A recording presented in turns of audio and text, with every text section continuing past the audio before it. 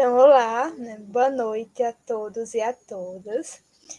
Hoje é um momento especial, né, para a gente. Estamos recebendo a nutricionista Gleiciane Soares, né, que é graduada em nutrição pela Universidade Federal de Alagoas, UFAL, e especialista em saúde pública pela Faculdade de Ensino Regional do Agreste. Então, Gleiciane, muito obrigada pela sua disponibilidade, né, e participação dessa jornada integrativa da Unirb. Então, está contigo, né? Fique à vontade, tá bom? Qualquer coisa, eu estou por aqui. Muito obrigada, Gil, pelo convite e muito obrigada a todos vocês que estão participando. A gente, na nossa jornada acadêmica, a gente aproveita muito mais quando a gente se doa inteiramente, né? Não vai apenas para as aulas, não vai cumprir só o papel. A gente, quando se forma, né, Gil, a gente fica, né, com aquele desespero, já, o que eu vou fazer? Então, esse suporte que a gente tem, né, que a gente busca, né, nessas palestras, congressos, nos eventos, né, tudo isso faz com que a gente tenha muito mais segurança na hora que a gente vai para a realidade, né, que a gente tem uma pessoa real, que a gente tem que solucionar um problema real. Então, isso tudo é muito bom para a bagagem de cada um de vocês. Então, parabéns a todos vocês que estão assistindo. Muito obrigada, Ju, e parabéns pela iniciativa da faculdade também. Excelente. Bom, posso começar, né, Gil, aqui com os slides. Bom, galera, então, assim, quando a Gi falou comigo para falar sobre uma temática, eu escolhi a temática que me representa muito, particularmente, e por acaso combinou com a jornada, né, Ju? E que é a nutrição integrativa. Eu falo assim que eu era nutricionista integrativa sem saber, porque quando eu descobri a nutrição integrativa, já era o jeito que eu atuava.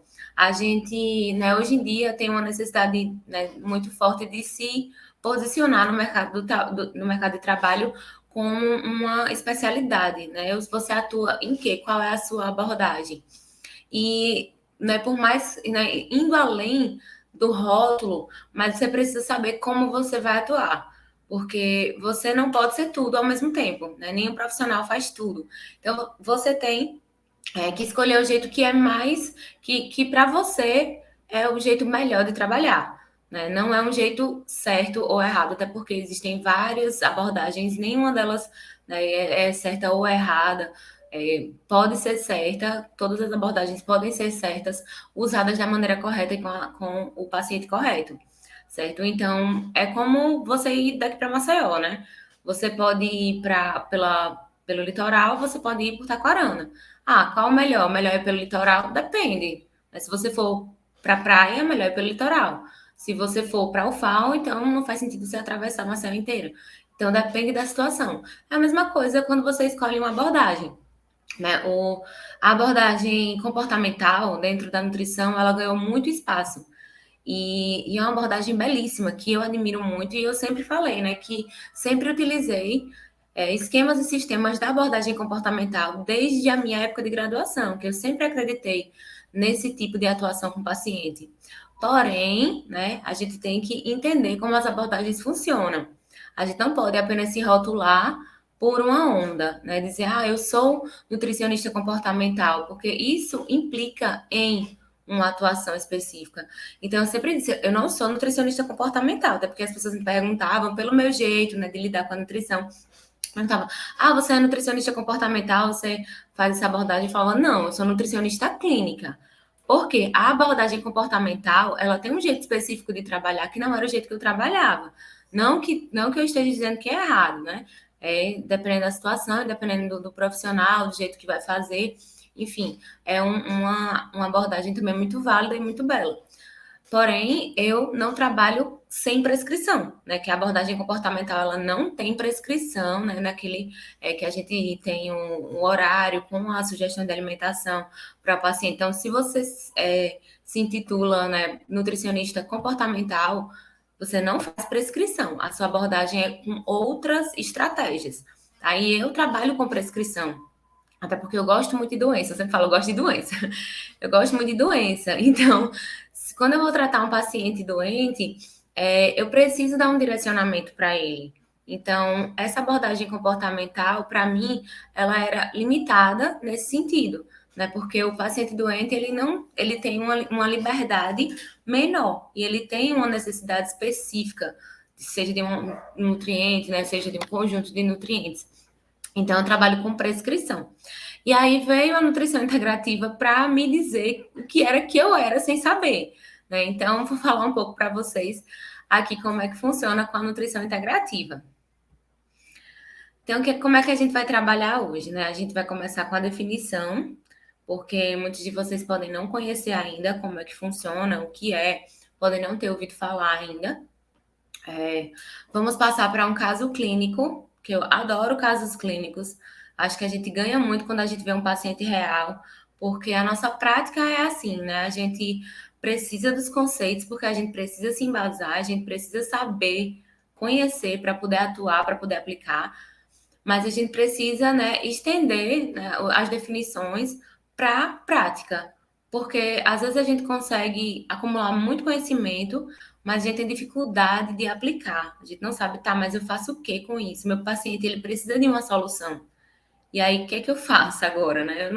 Tem coisa que você saber não é suficiente. Você tem que saber traduzir isso para o paciente.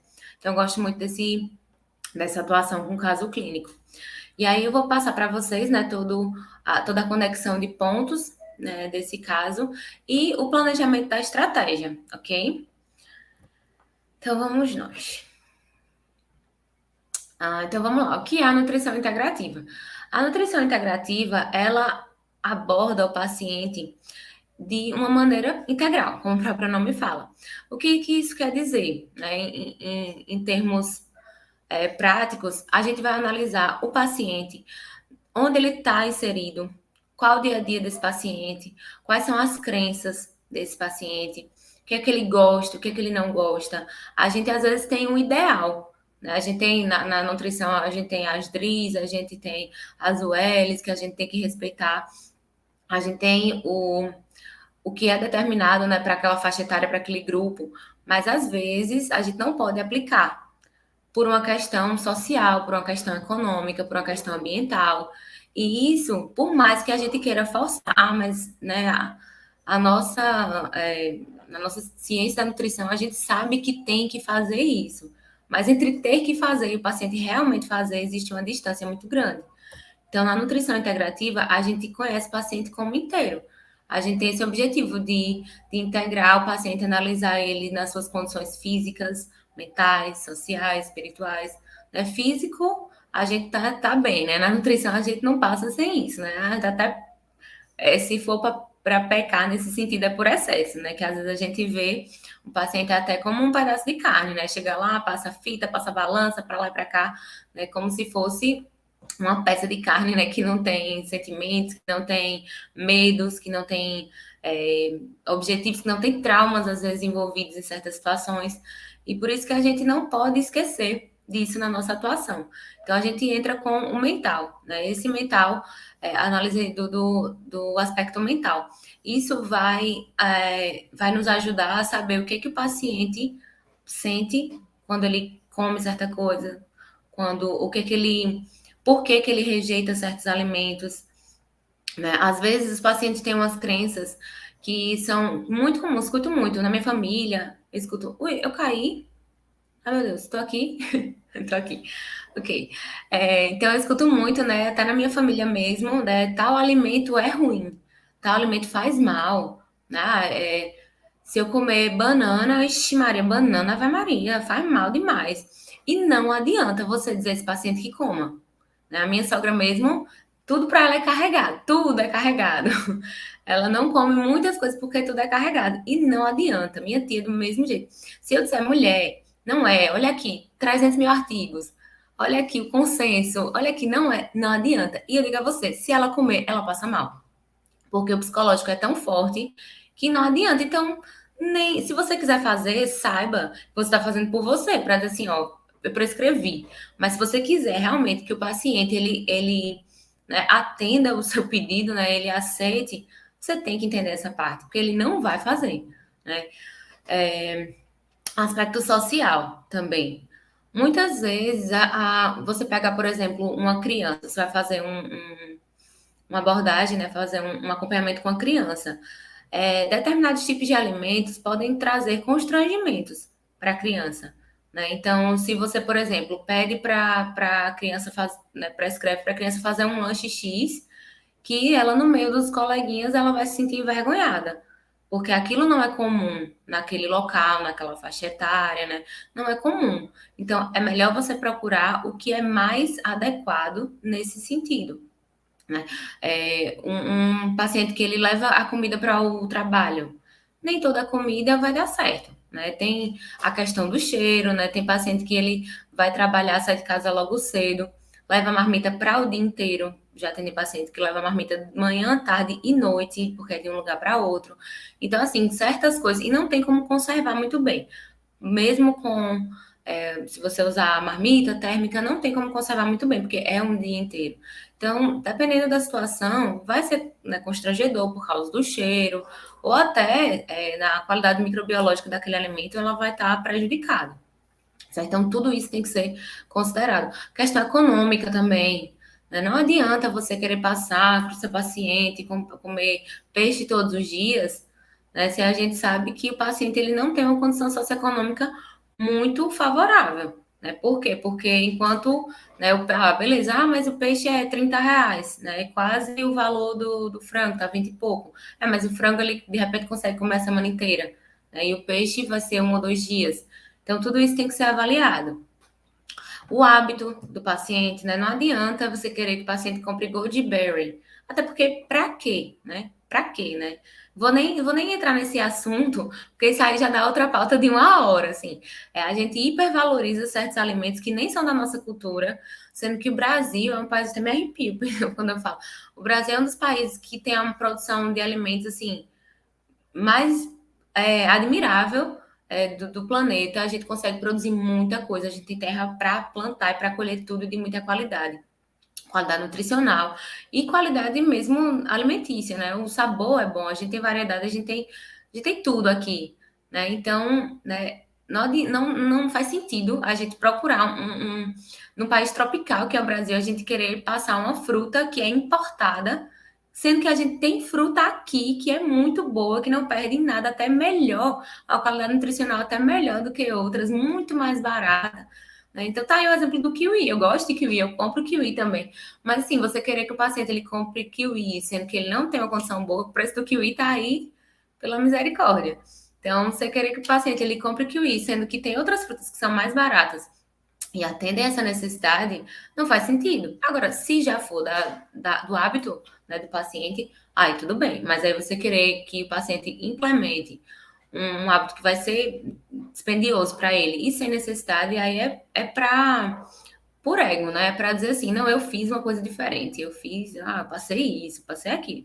Não é pelo paciente em si. Então a gente tem que se despir dessas vaidades. A gente tem que pensar no paciente, mais no paciente do que na gente, porque a gente prescreve para ele, né? A atuação da gente é para o outro. Questão espiritual, né? É para rezar pelo paciente? Pode, se quiser, pode. Mas a gente tem que olhar a questão de determinadas religiões, por exemplo, elas não permitem certos alimentos. Tem gente, por exemplo, que tem promessas de não comer isso ou aquilo. Eu já atendi paciente que fez uma promessa de São José, que tem no sorteio da fruta, você passa um ano sem comer aquela fruta. E para minha sorte, foi justamente a banana, que eu adoro botar banana, porque banana é prática, banana é barata, banana dá pra fazer muita coisa, e ela não podia comer banana por causa da promessa. Não tem o que fazer, né? A gente não vai passar por cima disso, né? A gente tem que respeitar o paciente. Tem pessoas que fazem promessa para não comer carne na sexta-feira, então tem que levar em consideração. Tem outras religiões, né, fora do catolicismo, do cristianismo, que não podem comer trigo fermentado, enfim, né? Outras que não podem comer carne de porco, e tudo isso tem que ser levado em consideração. E a gente descobre tudo isso na avaliação, na anamnese, na conversa com o paciente, escutar, ter uma escuta boa, né? A gente não é psicólogo, mas a gente precisa usar a abordagem da psicologia. Toda profissão precisa, né, Ju? A gente não pode tratar o paciente assim de qualquer forma. A gente tem que saber entender, avaliar, né, ouvir, né? Está lá, às vezes o paciente... Eu já recebi comentários desses, né? O paciente falou, olha, eu gostei muito, né, dessa consulta. Hoje em dia, e era um paciente bem simples, assim, ele falou, hoje em dia, você ter uma consulta que a pessoa escuta é muito difícil. E é de cortar o coração, assim, você saber que tem muitos pacientes que até precisam, né, muito do profissional de saúde e não tem uma oportunidade de falar, né, sendo que eles estão lá para serem ouvidos, né. Enfim, vamos seguindo. Então é isso, a nutrição integrativa faz essa análise geral, tenta analisar de uma forma mais geral, somos seres humanos complexos, né, muita coisa envolvida, mas a gente tenta levar em consideração o máximo de informações possíveis. Vamos aqui para o nosso caso clínico, que aqui a gente consegue perceber melhor como essa atuação é feita. Então vamos lá, essas são as informações iniciais. É uma paciente de sexo feminino de 48 anos. Ela foi encaminhada pelo gastroenterologista. Ela já veio de lá, né? Já veio com a indicação médica.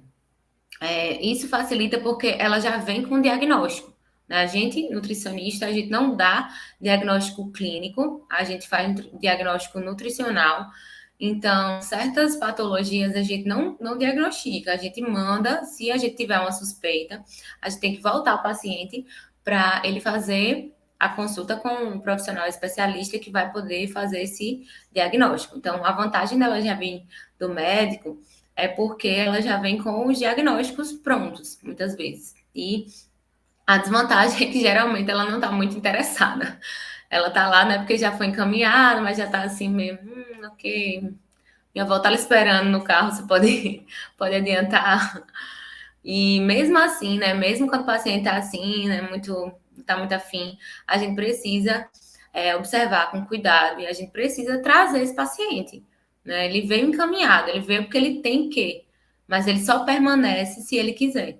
Então a gente precisa mostrar para ele a importância da nossa atuação. Qual a diferença que a gente vai fazer na vida desse paciente?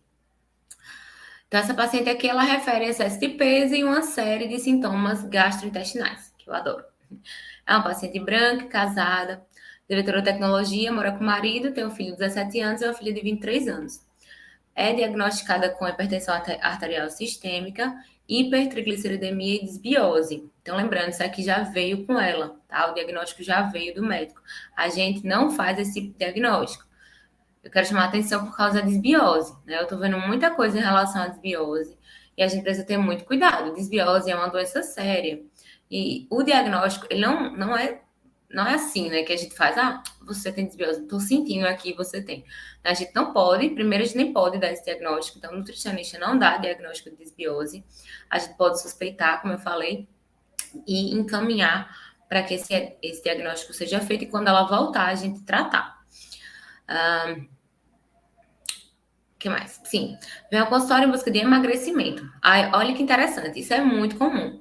Ela tem hipertensão, tem hipertrigliceridemia e tem desbiose, mas ela vem para o consultório em busca de emagrecimento. Isso é o que mais a gente vê. Né? O paciente que vai para a nutricionista, ele foca, assim, a maioria dos pacientes é focado em emagrecimento. Eu já recebi pacientes que, quando me falam, eu vim, que eu pergunto, né, seu objetivo principal e tal, fala, é porque eu preciso emagrecer. Aí você começa a fazer a consulta e aí você descobre que ela tem mil e uma coisa que se você não pergunta, ela nem fala, porque ela acha que não é importante. Então, a gente é que tem que mostrar, né? A gente fala, né, que a gente, né, precisa ser valorizada, a nossa profissão precisa ser valorizada, mas a valorização vem da gente. A gente que tem que mostrar para que a gente está ali. Então, quando o paciente chega lá, independente do objetivo, né? Isso que a nutrição integrativa faz. Independente do objetivo, você tem que observar tudo.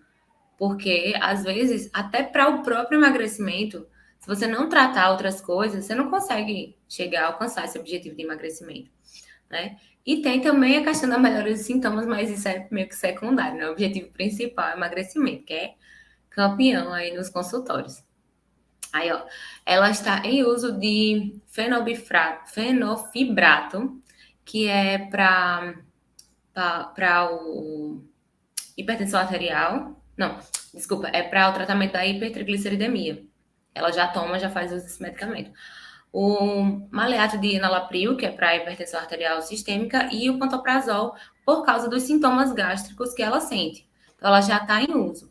A gente paga farmacologia na faculdade, não é à toa. a gente precisa saber por quê, o que esses medicamentos fazem, a interação que esses medicamentos têm com os nutrientes, os sintomas que esses medicamentos vão causar, porque às vezes o paciente está sentindo alguma coisa e é por causa da medicação. Claro que a gente não vai interferir, a gente não pode suspender, né, por conta do próprio medicamento, mas a gente tem que entender e saber tratar o sintoma, né, seja ele por causa do medicamento ou não. Então, a gente tem aqui a avaliação antropométrica. Apesar de eu ter colocado ela em seguida, eu, particularmente, no meu consultório, eu não faço a avaliação antropométrica logo no início. Ela é a última parte. Então, eu converso primeiro com o paciente, até porque o paciente ele tem muita resistência. Quando falo, vamos para a balança agora, o paciente já vai, ixi, meu Deus, ó, eu tô péssima, né? Diz logo, já digo logo, tô péssima.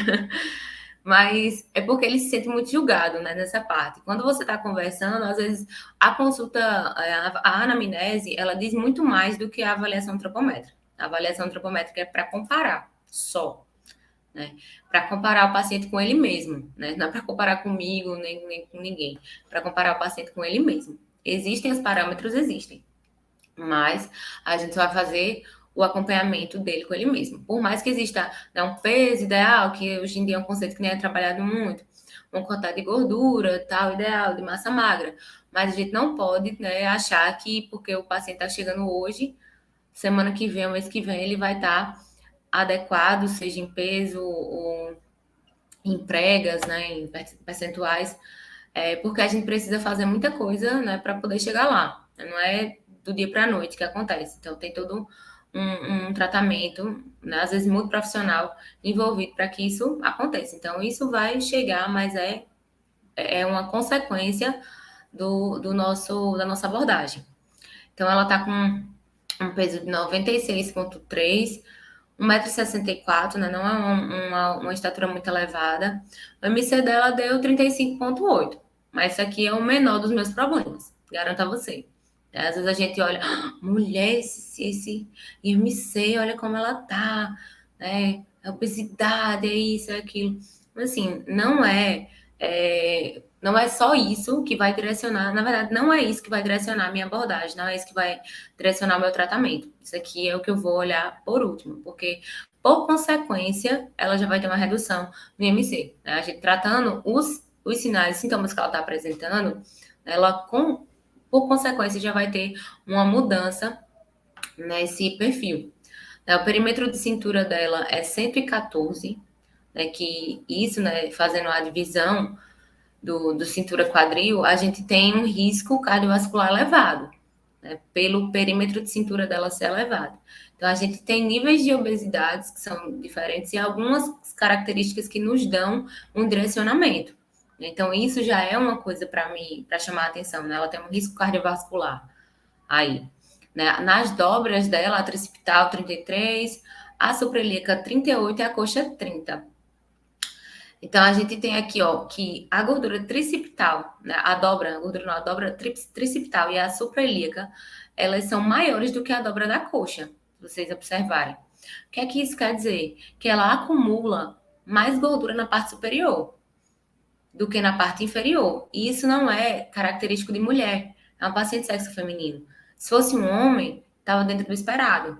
Mas mulher não tem esse tipo de obesidade. Geralmente, o tipo de obesidade de mulher é ginoide, e ela tá androide, ela tá com a parte superior maior. Geralmente, mulher tem a parte inferior, ginoide, quadril, acumula muita gordura no quadril, na coxa, né, na parte do bumbum, e não tá acontecendo. Então, isso nos faz ficar alerta, porque é uma coisa que foge do padrão. É isso que a gente tem que observar, tudo. E o percentual de gordura, que tá 39,7, muito alto, mas assim, é como eu tô falando, a gente não pode olhar só isso. Ah, nossa, o percentual de gordura tá alto, temos que reduzir. Né? A gente tem que observar que ela tá com um perfil, né? E esse tipo de perfil, né, por não ser comum em mulher, né, dá uma indicação de descontrole no cortisol. É uma suspeita, né? A gente não tem exame para determinar, mas a gente pode investigar perguntar sobre, né, a questão social, como é o trabalho dela, né, como é o dia a dia. E eu falo, Gil, às vezes quando eu estou perguntando, aí eu faz, vixe Maria, psicóloga, a Nutri, porque às vezes não estão acostumados, né, e são pessoas que já fizeram tratamentos antes, mas assim, não estão acostumados com esse tipo de abordagem, com esse tipo de pergunta. Aí até acaba estranhando, meu Deus, é psicóloga e nutricionista, só porque a gente está perguntando, né, do que aconteceu, o que é, como é a rotina e tal. É para vocês verem como faz diferença, né? E a gente precisa tratar o paciente como uma pessoa, né? Como um ser humano. Ele é uma pessoa, ele está envolvido em um meio social, ele tem uma rotina, ele tem problemas, ele tem N situações que o fazem estar onde ele está nesse momento. Então, tudo isso precisa ser levado em consideração. Né? Se ninguém quer chegar, né? Tá, vou atingir a obesidade, tô nem aí. Vou atingir esse percentual de gordura muito alto e não tô nem aí. Né? Isso aconteceu por consequência. Então, ela chegou nesse lugar por algum motivo. Né? Não foi intencional. Por mais que seja, intencional sim, porque ela comeu demais. Mas a gente só faz alguma coisa descontrolada, se você falar, ela comeu demais, né? Ela tem uma situação de descontrole. Né? Por que ela se descontrolou? Porque ela comeu demais. Então, a gente tem que investigar tudo isso. Não é à toa. Nada é à toa. Os riscos, principalmente risco né, de alimentação ruim, eles não são segredo. Já faz tempo, a nutrição é uma ciência recente, mas já faz tempo que é falado sobre isso. Então, não é segredo. A gente sabe e o paciente sabe. Então, quando ele escolhe fazer, ele está fazendo por um outro motivo. E a gente tem que observar e tentar modificar esse comportamento. Aí vamos. Saiu do lugar. Vamos para os exames laboratoriais. Ela também já veio com esses exames. Aqui eu destaquei o que estava fora do padrão. Né? E aqui essas referências são as referências do laboratório. Né? A gente tem que ter cuidado com isso também. Quando a gente recebe um resultado do exame laboratorial, a gente tem que comparar com a referência que é usada naquele laboratório. Às vezes o paciente quer mandar só o resultado dele. Quanto é a referência? Calma aí. Porque o laboratório ele tem um jeito de fazer análise. Ele tem um método. Então, às vezes, se eu comparo com outro laboratório, ou se eu boto aqui na internet, né, referência, né, monócito, às vezes eu tenho um padrão que é extraído em uma outra forma de obter aquele resultado. Então, não dá para comparar. Até porque a gente não vai lembrar todas as referências de cabeça para sempre, né? Até porque a gente tem várias faixas etárias, né? Homem e mulher muda, criança é outro, idoso é outro, então a gente não vai lembrar de tudo. Mas o mais importante é isso, estabelecer o resultado em relação à referência do laboratório onde ele foi atendido, tá? Então, nesse daqui, o que a gente tem? Que tá fora do padrão, né? A gente tem triglicerídeos, tá 333. E aqui nesse laboratório a referência era para estar abaixo de 150. Aí você pode falar, mas ela tem hipertrigliceridemia. Óbvio que vai estar alto. Gente, não. Ela faz uso de medicamento. Se ela faz esse medicamento, era para estar controlado. E não é um aumento, né, discreto. Se tivesse 160, a gente até poderia falar, ok. Mas é um aumento considerável, né, muito alto. Então, isso aqui também nos diz algo, né? O que é que isso nos diz? Que talvez isso seja genético. Que o triglicerídeo desse jeito, possivelmente não é só por alimentação. A alimentação, quando ela está desregrada demais, e causa aumento de triglicerídeos, ele não chega tão alto, principalmente quando já tem a medicação, porque a medicação ela faz esse balanço. Então, imagine sem a medicação, ia estar o quê? 600, ia estar demais. Então, só com a alimentação não é, e outras coisas então, que estão envolvidas. A gente tem monócito também, que está alto, e a gente tem eosinófilos. Né? A série branca dela tá normal, a não ser o monócito e o eosinófilo. O monócito, ele é uma célula do sistema imune, ele se diferencia em macrófago. E ele vai fagocitar as proteínas, né? As bactérias, desculpa. As bactérias. Então, se tá alto, mas não tá absurdo de alto, né? STV tem que estar 14, não tá absurdo de alto.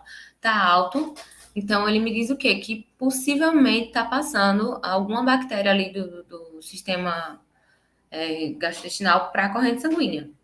Possivelmente está passando. Nós não temos uma infecção bacteriana, mas nós temos possivelmente alguma bactéria que está passando, né? Então, isso já nos leva a pensar no trato gastrointestinal do paciente.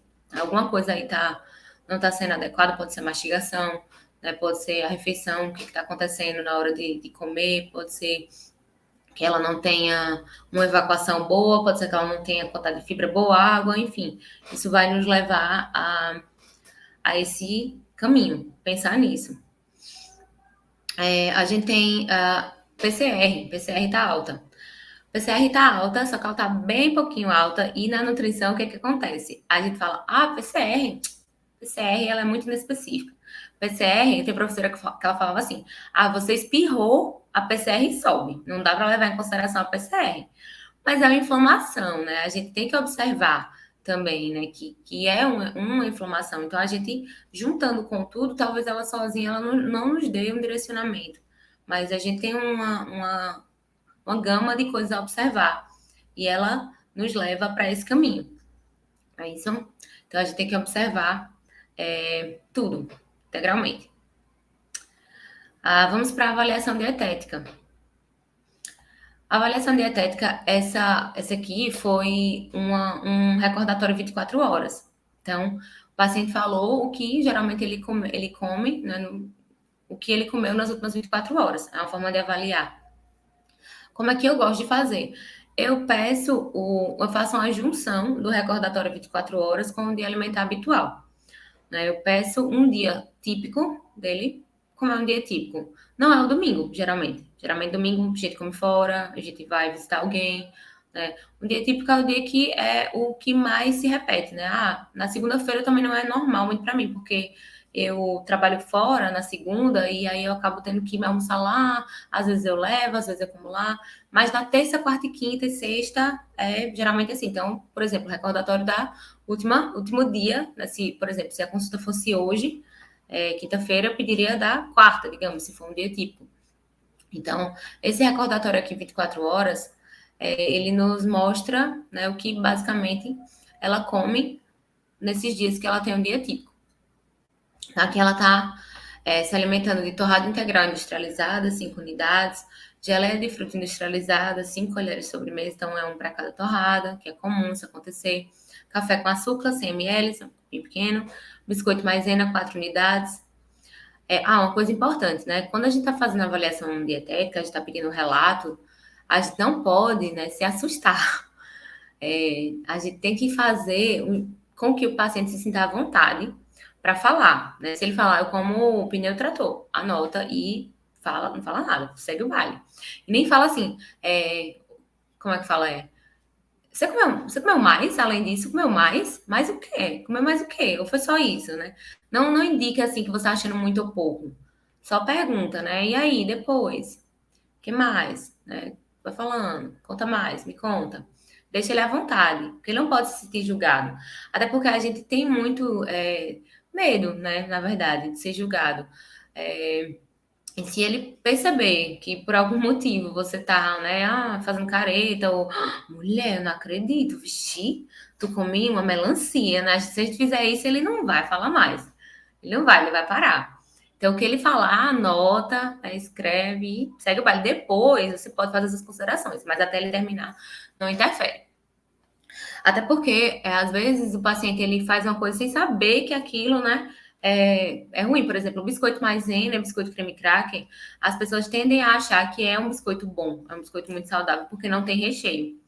Então, por mais que, como eu falei, né, a nutrição, né, a alimentação saudável, os riscos, o benefício da alimentação saudável é difundido, porém existem muitos mitos, né, muitas divergências de informação. Então, às vezes o paciente ele tenta fazer o que é melhor para ele, mas acaba que ele, né, não tem a informação correta por algum motivo e ele vai para errei.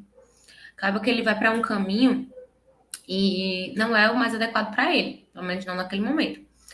Aí, 10h30 tem um lanche, que é o pão de forma integral industrializado, uma fatia, aquele queijo polenguinho. Lembrando, galera, quando a gente faz a prescrição, a gente não pode botar a marca, tá? Esse daqui é porque foi o recordatório dela. Então, ela fala, é melhor para você fazer depois os cálculos, porque você vai saber exatamente a quantidade, né, de nutrientes daquele produto, daquele alimento, mas quando a gente prescreve, a gente não pode colocar marca.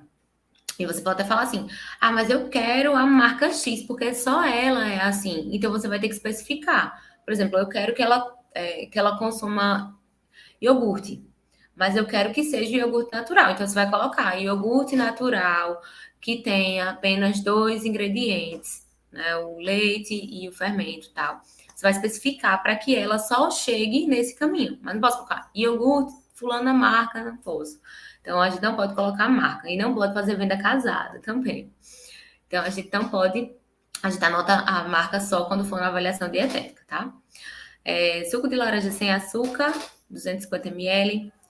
Só que a questão do... Aqui, por mais, né, que seja sem açúcar, você vê uma preocupação nela de tentar reduzir o açúcar, mas talvez o suco de laranja não seja a melhor opção aqui, porque 200 ml de suco de laranja é muita laranja, né? A gente tem que espremer umas 6 laranjas para chegar a 250 ml, e a gente não, normalmente a gente não pega 60 com 6 laranjas para consumir, se a gente for consumir a fruta.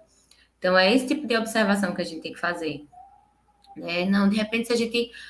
por que você não consome a fruta, né? Quem sabe se a gente trocar pela laranja em si, dá certo para você? Você vai falar, não, eu gosto, eu tenho essa necessidade de comer com suco, com líquido.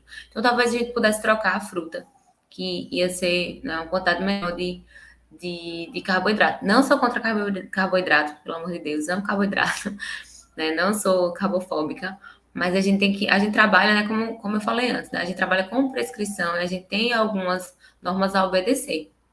Então, se, por exemplo, um copo de suco de laranja que tem uma quantidade muito alta de carboidrato, me tira a possibilidade de colocar mais carboidrato em outras refeições, que vai ser mais, vai ter um preenchimento maior, um preenchimento gástrico maior, né? Então, é esse tipo de manejo que a gente tem que observar.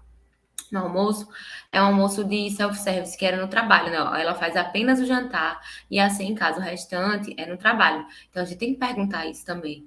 Porque não adianta eu querer passar uma coisa que não tenha lá no self-service que ela come no trabalho. Ela tem aquela rotina e não adianta, porque você sabe, mas leve de casa. Poxa, dependendo da hora que ela saia de casa, para ela preparar almoço, a gente sabe a dificuldade. Ela tem filhos, né? Lá no início. O objetivo de você observar tudo, né? Ela tem filho, ela tem, né, muita coisa para fazer. De repente, a rotina de um e de outro, né, é diferente, ela tem que fazer uma coisa e outra para um e para outro. Então, a gente tem que observar tudo isso. Senão, ele não vai ser implementado. É simples. O paciente vai pegar a prescrição, nunca mais ele volta no seu consultório, não muda a vida dele, continua igual, e é isso. Aí você pega o seu dinheiro, bota no bolso, e ver como é que você se sente com isso, né? Porque eu não me sinto bem. Então, aqui no almoço, ela tem o quê? Arroz, 5 colheres de sopa de arroz branco, uma coxa pequena de feijão, 1,5 colher de servir de churrasco misto. Alface, 3 folhas, 3 rodelas de tomate, 5 rodelas de pepino e 250 ml de suco de manga ou goiaba. O que a gente tem aqui nesse almoço? É um almoço típico, né, da gente. Arroz, feijão, salada e carne.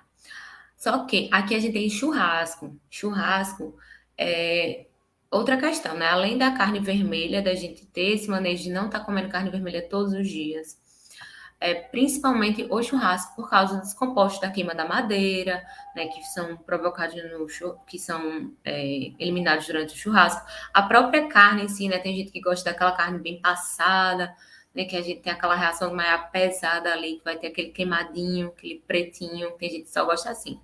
Então, isso tudo tem um potencial carcinogênico. Então, pode comer churrasco?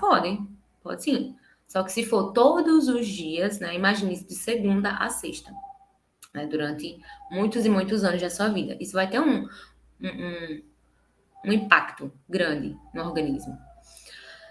16 horas tem um lanche, biscoito creme cracker, 6 unidades, 6 pontas de faca de requeijão, né? Que mais uma vez é aquela de biscoito sem recheio. Então, às vezes é uma situação que 6 biscoitos creme cracker é pouca coisa. Qualquer um come rapidinho. Às vezes você come até mais. Eu conheço gente que fala, eu como um pacote. Quanto de biscoito? Um pacote.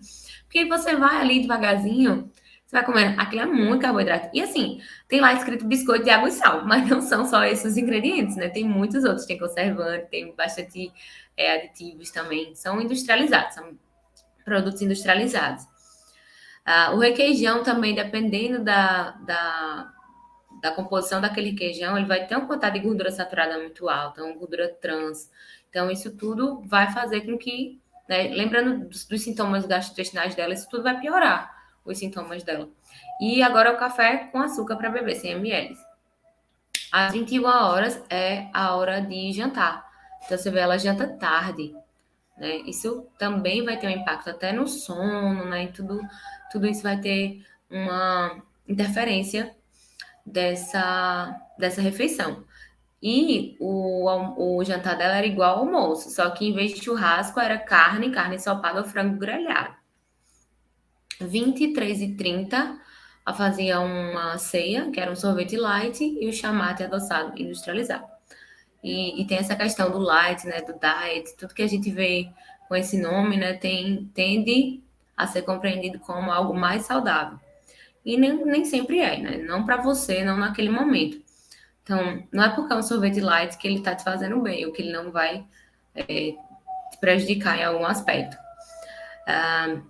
Então, essa foi a avaliação dietética. E lembrando, né? Até aqui a gente escuta calado, não fala nada. Deixa terminar para depois a gente intervir, senão ele não vai falar mais nada. É engraçado, tem pacientes assim que eles já chegam. Assim, quando a gente tem mais intimidade com o paciente, a gente já às vezes me comenta, mulher, não acredito, não sei o quê. Mas se for um paciente, principalmente que você não tem intimidade, você tem que deixar. Tem uns que já chegam dizendo assim, que eu falo, agora me conta a sua rotina, você acorda que horas? Aí você toma café que horas? E aí, geralmente você come o quê? Aí a pessoa começa, eu já digo logo, o meu é péssimo. Aí teve uma que falou assim, o meu é pior do que péssimo. Para ficar péssimo tem que melhorar muito. Mas mesmo assim, deixa eu falar, né? Que tem coisas assim, que é realmente, eu já fiz recordatório alimentar do paciente que ele falou assim, de manhã eu compro uma bolsa de pão e como.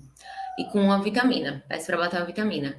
Aí eu vou pro trabalho e ele é advogado e comia tudo lá, morava só e comia no escritório. Aí eu peço, isso no lanche, eu peço um combo do McDonald's. E como? No almoço, eu peço outro combo com refrigerante, 1 litro de refrigerante. E assim, tudo isso você tem que escrever calada, porque se você se espantar, por mais espantoso que seja, ele não vai falar mais. E assim, é um paciente que isso também fala muito, né? O recordatório alimentar fala muito. Não é porque ele está vindo para nutricionista que ele está disposto a abrir mão de tudo isso. Né? Amanhã, né, eu comi uma bolsa de pão. Agora eu vou comer uma fatia de pão integral e uma banana com aveia. Ele não vai fazer. Então você tem que entender que essa rotina não vai ser mudada do dia para a noite. Então é fazer ajustes que sejam possíveis. Outra coisa, ela utiliza óleo de soja para cozinhar e ingere aproximadamente 1 litro de água por dia.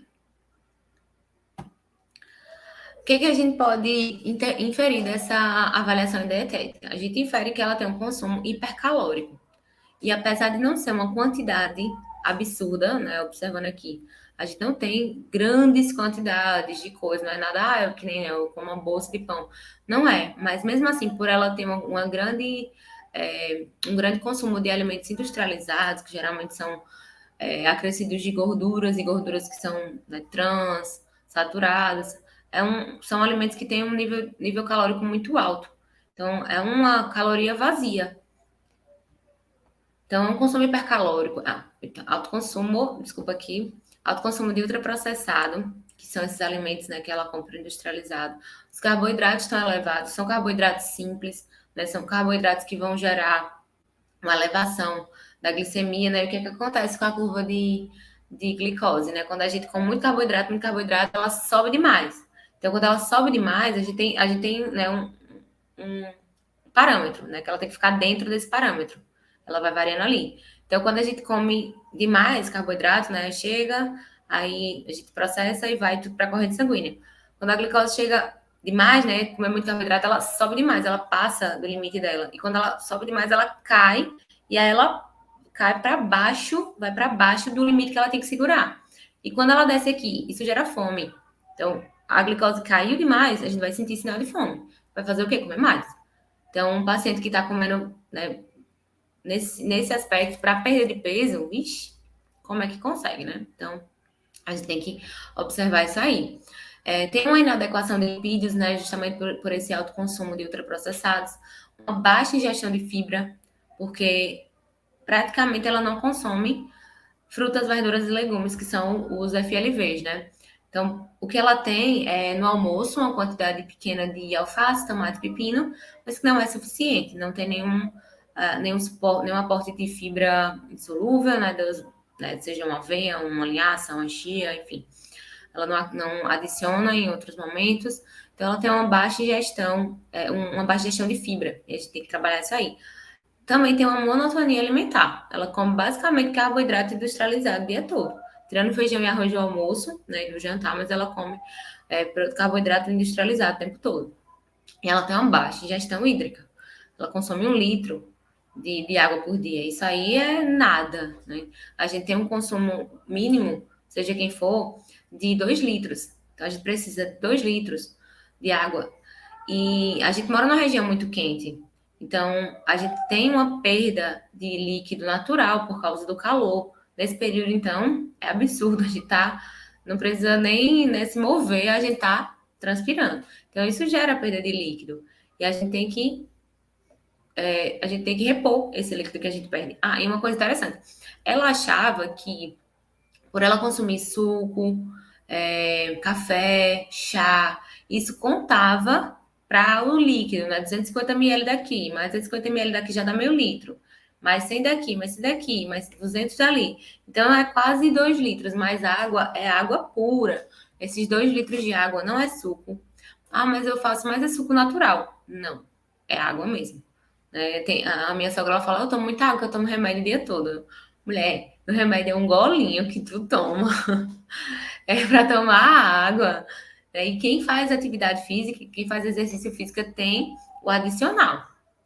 Tá? 2 litros se você não faz um exercício físico de pelo menos 1 hora. Então, a partir de 1 hora de exercício físico, você tem mais 1 litro de água para ser acrescido. Então, quem faz exercício físico regular, a partir de 1 hora tem que ser pelo menos 3 litros, né? Os 2 que a gente tem e mais 1 litro por cada hora de exercício físico que a gente pratica. Então, é bastante água. Eu boto, quando tem um paciente assim, eu coloco na prescrição os horários. Ó, tal hora você tem que tomar, porque água é para tomar assim. A gente não pode esperar ter sede para tomar água, senão a gente não vai consumir a quantidade adequada. Eu, particularmente, sou uma pessoa que sinto pouca sede. Né? Então, se eu for esperar eu ter sede, eu vou tomar meio litro de água no máximo por dia. Então, eu tenho que tomar água porque sim. Porque sim. Né? Eu tenho que ter os horários. Eu hoje me policio para tomar água, né, nos horários certos. E aí, como eu já faço isso há muito tempo, né, na verdade, hoje eu tenho mais uma sede, porque eu já me acostumei a tomar água naqueles horários. E é por isso que eu coloco, né? Ó, tal hora, tal hora, tal hora você vai tomar água. Coloco na prescrição, coloco a quantidade. Para ela saber, né, que ela tem uma responsabilidade, né? Eu tenho que cumprir, né? Eu tenho esse compromisso de tomar água. Se eu disser assim, tome 2 litros, é muito vago. Né? Isso na psicologia tem muito isso, né, Gil? Dá um direcionamento, você diz, pare de fumar, né? Beleza. Não vai adiantar nada. Você tem que pedir para a pessoa e dar possibilidades para que ela resolva, né? Que ela faça. Então, isso tudo aqui é o que a gente conseguiu inferir do nosso recordatório. Vamos para a avaliação clínica, né? Então, a gente tem isso que foi inferido só da parte alimentar. Fora isso, eu pergunto, o que a pessoa não gosta de comer de jeito nenhum? Por quê? Porque não adianta você colocar na prescrição. Eu tenho um paciente que ele dizia assim, e aí, o que você não gosta de comer de jeito nenhum? Aí ele, quando você passar a dieta, aí eu digo. Porque às vezes ele dizia, não lembro não de nada. Aí quando eu mandava ele, não gosto de brócolis, por exemplo, né? Não como isso, às vezes até tenta, mas não come. E algumas outras coisas assim, não como de jeito nenhum, não adianta, eu não gosto. Agora sim, tem que ser o alimento específico. Se o paciente disser assim, já teve caso, né? O que você não gosta de comer? Não gosto de frutas, verduras e legumes. Aí eu, nenhum. A gente vai ter que fazer um acordo.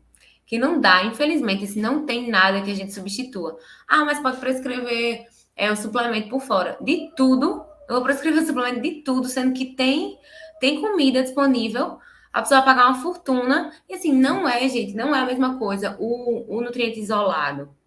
Quando ele está dentro do alimento, existe uma interação química entre os nutrientes. Ele isolado é outra coisa, né? Então, isso é uma questão de hábito que tem que ser trabalhada, né? Não é possível que não tenha uma fruta no mundo que a pessoa goste. Não é possível que não tenha um legume, uma verdura que ela goste. Então, isso é hábito, é para ser trabalhado, né? Agora, se disser assim, olha, eu não gosto de mamão. Tem gente que diz, eu não gosto de mamão, não como mamão de jeito nenhum. A textura me incomoda. Ok, existem outras frutas, mas nenhuma não dá.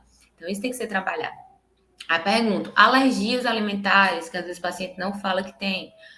Pergunto, aversões. Pergunto, que mais sobre alimentação? Quem cozinha, né? Às vezes a pessoa precisa saber quem faz aquela alimentação. Porque se for ela mesma, ela vai seguir as orientações. Se for outra pessoa, tem que passar o passo a passo para que essa pessoa faça direito. Às vezes ela pede, não, aí ela fala, não, eu peço. Eu tenho uma pessoa que fornece a minha alimentação da semana. Então você vai ter que ver o que é possível dentro do que é fornecido. Pergunta onde faz a feira, porque isso vai me dar uma dimensão do que é que ela tem disponibilidade, né? Tanto socioeconômico quanto de disponibilidade do produto mesmo. Claro que ela pode ir para uma loja especializada. Se eu passar alguma coisa especializada, eu falo, ó, você encontra em lojas assim, lojas tal, dá várias opções. Na avaliação clínica, o que a gente descobre dela? Ela dorme 6 horas por noite e ela acorda de 3 a 4 vezes. 6 horas, ok, né? A gente tem 3 tipos de dormidores, baixos, médios e altos. Então, tem pessoas que com 6 horas já estão satisfeitas de sono, já é o ideal. Outras não. A pessoa tem que saber qual é o seu perfil, tem que se avaliar. Só que ela acorda de 3 a 4 vezes por noite. Então, ela não tem um sono reparador. O sono é um ciclo, né? Se ela interrompe esse ciclo, ela inicia ele novamente. O que acontece? Quando ela acorda de manhã, né, ela tem que levantar, ela tá cansada, né? E isso aqui, acordar espontaneamente, não é vontade de fazer. Eu pergunto, né? Mas é vontade de fazer xixi? É o quê? Porque se for, a gente, né, movimenta, modifica a questão da água, né, os horários de tomar água. Não, eu acordo espontaneamente, não é nada. Então, isso é mais uma vez indicação de excesso de cortisol, né? A gente acorda, né, o nosso ciclo de sono, ela é mediado por hormônios, como tudo, então a gente tem melatonina e cortisol. A gente acorda quando tem cortisol alto e dorme quando tem melatonina alta. Então, se ela está acordando espontaneamente, é porque o nível de cortisol dela possivelmente está alterado. Ela relatou desânimo, indisposição e cansaço, cefaleia constante, né, dor de cabeça constante. Pela avaliação física, um edema de membros inferiores, né, flatulência, pirose, né, queimação, mal-estar, constipação 2 vezes por semana, e é aquele tipo 1 na escala Bristol, que é aquele formato de fezes mais difícil, né, de passar. Tô já estourando meu tempo, porque eu sou faladeira da Maria, deixa eu correr aqui, mas só para contextualizar, né? Às vezes, a gente recebe muito, assim, paciente que fala, não, eu sou constipada, mas eu sempre fui assim. Não é para ser assim. A gente tem que ir no banheiro todos os dias, tem que ser fácil, tem que ser rápido. Se não tá sendo assim, é porque tem alguma coisa que precisa mudar, ok? Vamos lá, dar uma deitadinha. Então, na avaliação comportamental, ela fez a retirada da vesícula, né, a colecistectomia, eu tô enganchando tudo hoje, há 3 anos, e ela passou um mês tomando antibiótico por conta própria. E daí a gente já pensa numa desregulação da quantidade da microbiota mesmo, né, da quantidade de micro-organismos que a gente tem ali, tanto os patogênicos quanto os benéficos, né? Porque antibiótico é muito pesado. A gente precisa ter muito cuidado. Tem países que não é vendido como é vendido aqui, né? É uma maior, né, enfim, caos para você comprar um medicamento desse, porque realmente é muito, muito forte, né? Tem um impacto muito grande, né? Meu marido disse que eu sou contra medicamento, mas não é, porque eu só tomo se for prescrito, se for o último caso. Ela refere ganho de peso pós-cirúrgico, então isso nos leva mais ainda para essa desbiose, né? Que ela já veio com o diagnóstico, né? Ela fez o quê? Um uso de antibiótico há muito tempo e ganhou peso. Então, possivelmente, ela está ganhando peso porque essa microbiota dela está desregulada, né? Se já que já foi uma coisa, né, pós-cirúrgica. É sedentária e tem uma mastigação rápida. Então, assim, né, eu levaria mais 1 hora falando da mastigação, porque a gente precisa mastigar bem, a gente só tem dente na boca, né? Ele não chegou, o alimento não chegou bem mastigado, ele não vai ser digerido adequadamente. Ele vai passar, né? E ele não vai ficar eternamente no estômago, o estômago joga ácido clorídrico até quando dá, ele vai passar, e ele vai passar alimento onde não era para ter alimento, aí aquilo gera, né, substrato para fermentação, né, de bactérias, enfim, vai causar todos aqueles sintomas que ela está tendo, né? Pirose, mal-estar, flatulência, né? Que é o que eu digo, que quando a gente solta muito pum também é um sinal, né? Às vezes é por causa disso, mastigação, não tá bem. Bebe nos fins de semana, vinho, e é tabagista, 10 cigarros ao dia, né? Ela tá num estágio que a gente pega da psicologia emprestada, né, Gil? Que é o estágio de pré-contemplação. Então, ela sabe o que ela tem, né? Ela sabe que ela precisa mudar, né? Ela é tabagista. Todo mundo sabe quais são os problemas de cigarro. Tá no produto, tá escrito lá, né? O que causa. Então, ninguém consome sem saber. Só que é uma questão de vício. E isso não adianta. Você dizer, não, pare, mulher. Mulher, pare, porque tu não para. Ela precisa de um acompanhamento psicológico para ela poder parar, né? Ela precisa trocar, né? Isso aqui, ó, a questão de beber nos fins de semana. Talvez ela tenha, né? A gente vai de novo para o cortisol, que a gente já vem identificando, né, nas outras etapas. Talvez ela tenha um estilo de vida muito estressante e ela vai para buscar a recompensa no álcool, né, que essa sensação de bem-estar, o álcool proporciona isso para compensar um trabalho estressante, uma rotina estressante, enfim. Então, a gente tem que fazer essa modificação de comportamento, ela tem que trocar o que é prazeroso para ela por coisas que sejam saudáveis, para que ela possa abandonar esses vícios. Mas, assim, o vício, né, o tabagismo, ela não vai parar por si só, ou porque a gente falou, ela precisa de um acompanhamento profissional ou até medicamentoso, né? A gente tem medicamentos para parar o cigarro e ele é distribuído até pelo SUS. Então, a gente tem que fazer todo esse manejo em relação a essa questão. Tô ficando nervosa aqui com o tempo. Metas. Essas metas são minhas, tá? Eu não passo para o paciente. Eu não digo, olha, você precisa perder peso até o dia tal. Eu quero você aqui com menos 10 quilos. Não. Até porque cada organismo ele responde de uma maneira, então não existe você colocar uma meta, eu quero tantos quilos até o dia tal. Né? Não é assim. Você vai assustar o paciente, você vai estressar o paciente, você vai fazer o paciente trapacear, porque às vezes eu tive paciente que me falou, olha, eu ia para, né, quando eu ia para nutricionista, nos dias anteriores eu fazia jejum intermitente, né? Comia tudo, aí quando era nos dias anteriores fazia jejum intermitente para parar de comer e aí dá diferença na balança. Isso não é uma mudança no comportamento, isso não é sustentável, né? Isso não é o objetivo. Então, você estressa o paciente com isso. Você coloca para você. E aí você diz o que ele tem que fazer para conseguir a meta que você está guardando ali para você. Então, a minha meta, redução de percentual de gordura. O percentual de gordura dela é muito alto. E pela distribuição, lembra a distribuição dela? É um aspecto que precisa ser modificado. Né? É prejudicial onde ela está acumulando gordura. A gente precisa que ela perca peso de uma forma lenta e gradual. Né? Ela é obesa, ela tem que perder muito peso. Tudo bem, ela precisa perder peso, mas não vai ser rápido. Até porque a perda de peso rápida ela é insustentável. Então, tem que ser lenta e tem que ser gradual. A gente precisa fazer uma mudança qualitativa na alimentação dela. Né? A gente tem alimentos de baixa qualidade nutricional. A gente precisa trocar por alimentos que sejam mais nutritivos. E precisa aumentar a ingestão hídrica. A conduta. A gente precisa modificar a dieta para que ela seja hipocalórica, né? Porque ela tem o objetivo de emagrecimento. Esse hipocalórico aqui, gente, não é uma dieta de 1.000 calorias, não, nem 800 calorias, não. Tá? Hipocalórico quer dizer que ela está um pouco abaixo do que o que ela consumiria se ela não tivesse nenhuma patologia a tratar, se ela não tivesse nenhuma condição a tratar. Né? Perda de peso é com redução de caloria, né? Não tem muito para onde fugir. Claro que existem outras estratégias dentro dessa, né? Não é só isso, vou reduzir por reduzir, vou cortar pela cepa. Não, né? Mas é com redução de caloria, sim. Só que ela precisa estar alimentada, né? Eu falo para os meus pacientes, meus pacientes são alforriados. Eles podem comer o que eles quiserem.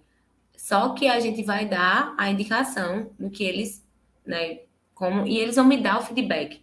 Eu falo, você tá sentindo fome? Porque eu não quero nenhum paciente meu com fome, hora nenhuma. Fala, ó, eu tô comendo isso aqui, mas eu tô ficando com fome. Então é hora de mudar. É hora de procurar uma outra abordagem, né, para que com o tempo a gente consiga, ao longo do tratamento, a gente consiga ir reduzindo, né, mas não quero ninguém com fome. Uma dieta normolipídica, só que ela tá consumindo muito lipídio. A maioria deles saturado ou trans. O que a gente precisa? Aumentar a quantidade de lipídios que sejam monoinsaturados, né? A gente precisa colocar bons lipídios. Colocar ômega 3, né? Colocar EPA, DHA, enfim. Que seja hiperproteica, mas não é aquela questão, né? Tira tudo carboidrato e bota a pessoa só come carne o dia inteiro. Não é. É uma adequação de outros tipos de proteína, né? Porque ela precisa de massa muscular. A gente quer emagrecimento, então a gente precisa manter essa massa muscular e a gente vai fazer isso a partir da adequação de proteína. Se a gente vai tirar, se a gente vai manter lipídio normal e reduzir a quantidade de carboidrato, né? Até por causa dos sintomas que ela tem, né? Muito dor de cabeça, então isso pode ser um excesso de carboidrato, a desbiose, né? Então a gente precisa reduzir um pouquinho o carboidrato. Então, se a gente vai reduzir, a gente tem que aumentar da proteína, né? Até para conseguir fazer esse balanço. A gente precisa aumentar o teor de fibra, porque o dela é muito baixo. Aumentar potássio e magnésio, porque ela tem hipertensão. Não sei se vocês lembram lá do início, ela tem hipertensão arterial. Então, esse aumento do potássio e magnésio vai fazer com que ela tenha um controle, né? Apesar dela estar em tratamento medicamentoso, mas a gente também, né, tem a obrigação de levar em consideração na nossa prescrição nutricional. E entrar com bromelina e papaina, que são substâncias encontradas no abacaxi e no mamão, respectivamente, que facilitam a digestão, melhoram a digestão, principalmente porque ela vai consumir carne, né? Então é uma dieta hiperproteica. Então a gente entra com essas substâncias para facilitar a digestão, para que ela melhore os sintomas que ela está tendo, que ela está apresentando. Comportamento, o que a gente precisa fazer? Pedir para que ela tenha o que é chamado de mindfulness eating. Mindful eating era para ser. Que é comer com atenção, basicamente. Então, quando a gente está comendo com atenção, a gente mastiga melhor, a gente sente mais o gosto do alimento, a gente observa a textura, a gente observa o cheiro, né? Então, quando a gente come, né? Às vezes a gente está com muita fome, o que a gente faz? A gente pega né, garfos, eu digo, descansa o garfinho, gente, descansa o garfinho. Porque a gente não tira o garfo da mão. Pode observar, a gente está com pressa ou com fome, o garfo ele fica o tempo todo, né? Mas usou o garfo, pegou comida, levou a boca, bota o garfo de lado. O garfo não vai ficar na sua mão. Às vezes fica mastigando com o outro já aqui esperando. Isso não é comer com atenção. E aí você não mastiga direito. Você não tem nem a dimensão do sabor real daquela comida. Porque a gente tem uma quantidade limite de papilas gustativas. A gente tem aquela quantidade X. Se a gente colocar uma quantidade pequena do alimento, a gente vai conseguir que esse alimento ative todas as papilas e a gente sinta o gosto com todas as papilas. Se a gente encher a boca, né, uma parte a gente só vai mastigar, engolir, a gente não vai sentir. Então, até a experiência com o alimento é outra, né, quando a gente come com atenção. Sem celular, sem TV, eu sei que é muito difícil, eu tenho muita dificuldade de me concentrar, até porque às vezes nesse corre, né, a gente quer ser muito tarefa, a gente quer fazer tudo, às vezes a gente tá aqui comendo, assistindo uma palestra, tá comendo e tá no computador, tá fazendo alguma coisa, mas a gente tem que ter tempo para tudo, né? Eu me coloco nessa situação de que eu preciso melhorar. Sei que é difícil, mas é o melhor pra gente, pra nossa saúde. Lembra que eu falei que ela estava no estágio de pré-contemplação? Então a gente tem que aproveitar. Por mais que ela ainda não esteja disposta, né? Não esteja na contemplação, ela está ali ciente do que ela tem que fazer, mas ela ainda não sabe ou, né, não está determinada a mudar, mas a gente tem que aproveitar. A gente tem que negociar, a gente tem que trazer aquele paciente, né, para que ela suba essa escadinha aqui, né, dos estágios que a gente quer o quê? A manutenção dos hábitos saudáveis. Então, tudo são etapas, né? Um passo a passo. A gente precisa fazer ela mudar, entender, né, que ela já entendeu e que ela queira agora fazer diferente. Ela sabe que ela tem que fazer alguma coisa, só não sabe, né, se está disposta de verdade a fazer. Então, a gente tem que buscar orientar. Então, primeira coisa, orientar o exercício físico, ela é sedentária. Então, o exercício físico ele melhora muita coisa. E exercício físico não é necessariamente a musculação. Né? Quando a gente fala em exercício físico, a gente leva academia, né? Pensa muito na academia. Não é só esse exercício que existe. Meu esposo é da educação física, né? Ele sempre fala assim que a musculação ela é necessária, né? Porque você vai para outro exercício, mas você precisa fortalecer o músculo, então você precisa ir para a musculação de qualquer forma. Mas nesse início, se ela fizer qualquer coisa, né? Meu marido também fala, se você não faz nada, qualquer coisa já é melhor. Né? Se você nunca treina, então se você faz um dia de exercício é melhor do que zero, 2 dias é melhor do que um, ele sempre fala isso. Então, a intenção é que ela descubra algo que ela sinta prazer, um exercício que ela goste de fazer. Seja andar de bicicleta, seja correr, né, seja crossfit, a gente tem uma outra modalidade agora, seja beach tennis, seja o que for. Tem que incentivar, porque a partir daquele, ela pode desenvolver. Né? Vai chegar um tempo que ela vai precisar, mas a princípio a gente precisa que ela faça. Precisa que ela busque suporte psicológico, né? Para tratar o vício e o tabagismo, para tratar, de repente, essa questão do etilismo, né? Às vezes a gente, quando relata para o profissional, a gente não relata, né, tão real, então talvez esse vinho que ela consuma seja um pouco mais do que o que ela falou. Então, esse suporte é importante para que ela, de fato, consiga ter essa mudança de comportamento. A gente precisa que ela tenha uma higiene do sono. Então, ela está acordando à noite, a gente precisa que ela não acorde. Então, o que ela vai fazer? Buscar tirar as preocupações dela. Como é que a gente tira a preocupação, né? O que eu peço? Eu peço para os pacientes, às vezes, anotar. Eu pergunto assim, você fica pensando o que você vai fazer no outro dia? Eu fico pensando. Então, anota, que às vezes você tira da cabeça, né? Coloca no papelzinho, é como se você desse um direcionamento. Anota e guarda antes de você dormir. Não fica à noite, antes de dormir, deitado na cama pensando nisso. Faz essa programação para outro dia, muito antes de dormir, senão você vai ficar remoendo aquilo. Não fica assistindo coisa pesada. Às vezes botam um documentário pesado, um jornal, né, com notícia ruim. A gente precisa informar, mas assim, pode ser em outro horário, que não seja antes de dormir. Não ver filme de terror, alguma coisa que lhe estresse. Bota alguma coisa, né, pouco antes de você dormir, se você decidir assistir, bota alguma coisa que seja mais prazeroso, que seja mais divertido, mais leve, né? Quando você realmente for deitar, tira todas as luzes, computador, celular, tudo. Às vezes, quem é muito sensível, até a luz de ar-condicionado interfere. Então, tira também o display. E afaste os eletrônicos, né? Se a gente botar o celular do lado, ele vai querer ficar olhando. Tira, guarda e tira da internet. Ou então tira o som para ele não ficar chamando atenção. E nesse sentido, por todos os sintomas que ela vem apresentando, a orientação é que ela passasse pelo menos 60 dias sem álcool. Né? A gente vai fazer uma negociação para que ela recupere essa microbiota dela que já vem alterada desde aquele antibiótico que ela tomou, que ela, né, se propôs a tomar sem prescrição. Então a gente vai trocar isso aqui por algo que seja prazeroso para ela. Né? Porque se ela vai para o álcool, é porque ela está precisando de alguma coisa para aliviar, então a gente vai trocar por algo que seja prazeroso. Então, tentar ver com ela algo que ela goste, que ela se divirta, e tentar fazer isso pelo menos por 60 dias. Quando é uma coisa assim, o paciente ele tende a engajar melhor. Olha, é só, né, esse tempo, depois você vai voltar. Né? Se disser assim, é para sempre, aí ele não vai. Mas só é esse tempo, só para a gente ter essa mudança, né, no seu perfil, nessa desbiose melhorar, aí ele toma. Ou então, você mente. Pode mentir. A gente fala, olha, eu atendi outro paciente e ele ficou tranquilo, ele conseguiu tranquilo, viu? Ficou bem mesmo. Pra ela, tá, vou tentar. Então, mesmo que ela não fique os 60 dias, mas se ela ficar um pouco menos, já vai melhorar. Ok? Opa, passei. Ok. Então, basicamente era isso. Estourei um pouco o meu tempo. Quero agradecer a atenção de todo mundo e agradecer a Gil, agradecer a faculdade pelo convite. Espero que eu possa ter contribuído com vocês. E é isso. Ai, Gleice, foi maravilhoso, eu aprendi muita coisa também.